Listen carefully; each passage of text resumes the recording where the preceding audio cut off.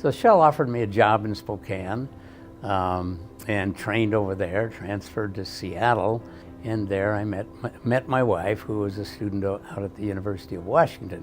When we got married, we moved to Bremerton. We moved from Bremerton to Yakima and back to Seattle. And then one day I was doing an interview with somebody, and they said, we want you in New York.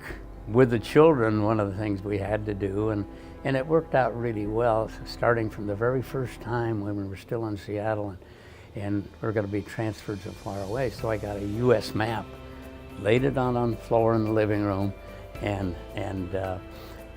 said, now this is where we are, and this is where Grandma and Grandpa live here. It's about 200 miles away. He said, but this is where we're going to move to. And from that time on, whenever there was a move coming up, and then I would go through that with the kids. And once in a while they would say, are we going to move again? I said, no, do you want to move? Well, no, but we're ready. I knew there was a job opening out here on San Francisco, so I applied for it. And they said, no, we've offered that job to the guy who's out here on the condition that we replace him with somebody like you. And so they sent me out here, and I had no interest in coming whatsoever. But I went around the islands, and I met all of our truck drivers and all our plant people, and met a lot of customers, and I ended up over on Kauai. So I asked her, is there a city hall here? Do we have city government, in this little remote island? And, oh yeah, it's right over there. So I go over there.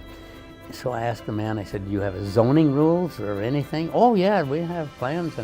And I said, well, you mean like this? And he rolled his plans out. And I said, yeah, that's just what I need.